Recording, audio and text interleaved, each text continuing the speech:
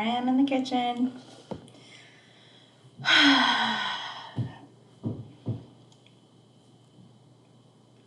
My housemate's dog is staring at me. I think I'm just going to attempt to say stuff that's on my mind that just takes up my entire mind. And I know that not everyone thinks this way.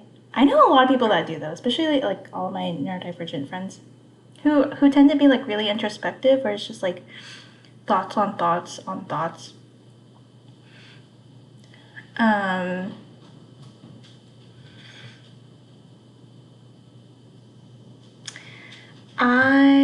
am processing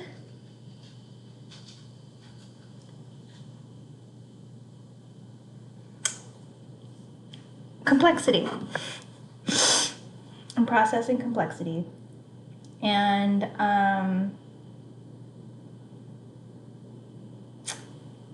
I think some of this is informed by some of the wisdom and knowledge that people like Hannah Williams, aka at Grace.Pilled, and Yeshuani share.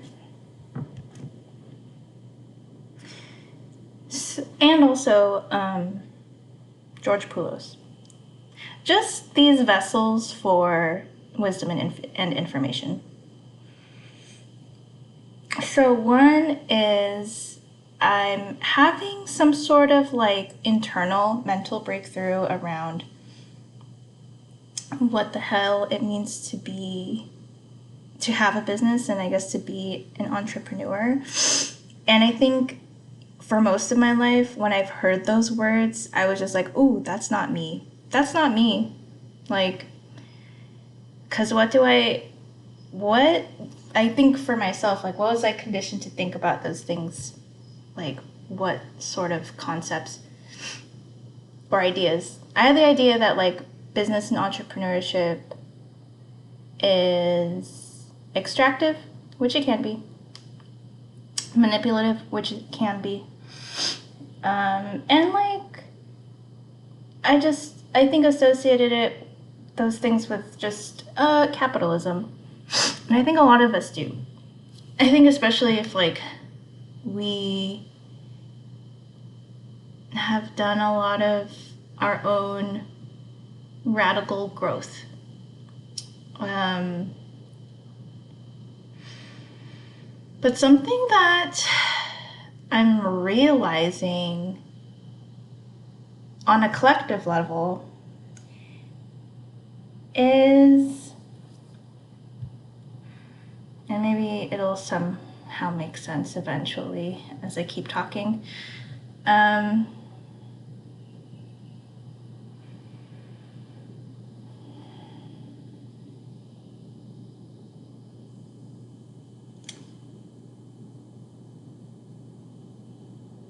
evolutionarily, humans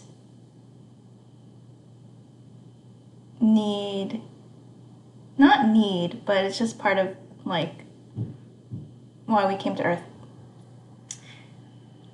Suffering is required for our evolution. We are seeing increasingly, and at a faster rate,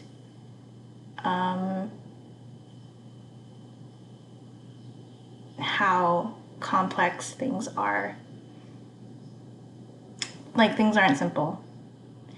And I also hold, the sort of lens view that things are simple, things can be simple. But the reality is that they're just not. And I'm learning that actually business and entrepreneurship is just sort of, I don't if it's like a vessel or some vehicle for individual expansion, because it's a way that we can share gifts. It's like what seems like it's just, I guess, most accessible or like easy to do, or it just kind of makes sense. So what I'm seeing is unemployment rates. Hello, nobody can get a job. I mean, everybody in major cities have multiple side hustles. I can speak for myself. I'm unemployed I got laid off from a nonprofit organization that I was at for a long time, which I feel good about. That was a good experience, which maybe I can talk about more at another time. And so what choices do I have? Other than, I think, and for my own journey, to just go for it, which I've been wanting to do for years, I think, but I think it's like Capricorn North Node, things move a little slowly. I'm a little goat climbing up a goaty hill. So it just makes sense to approach my work and approach this like idea and like concept of like business and like entrepreneurship in a heart-led way. And maybe I've known this for years, but it's just like, oh, it's just finally starting to like kind of integrate.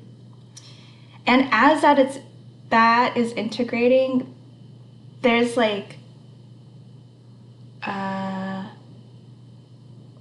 it's not old conditioning, it's more of just like the response to old conditioning, which is this new conditioning.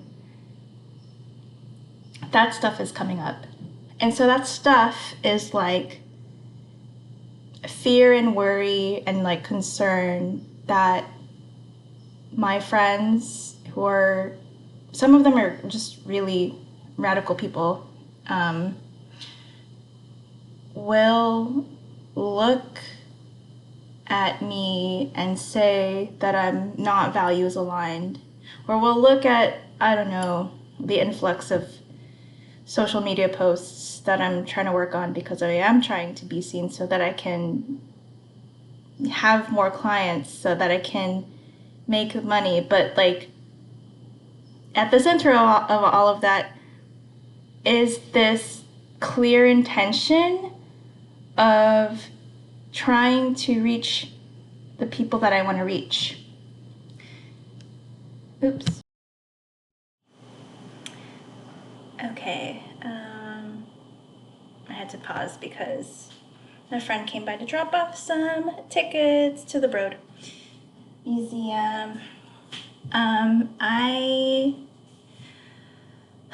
don't remember where I left off, and I can check, but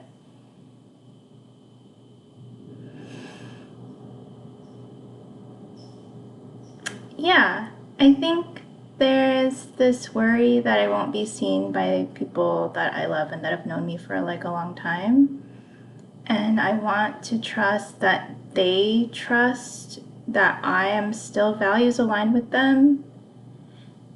It's just that I'm also holding another lens view. I hope that makes sense. Just the lens view that doesn't make sense. I'm holding that. The one that doesn't make sense to anyone. The one that our brains can't comprehend. And so what might look like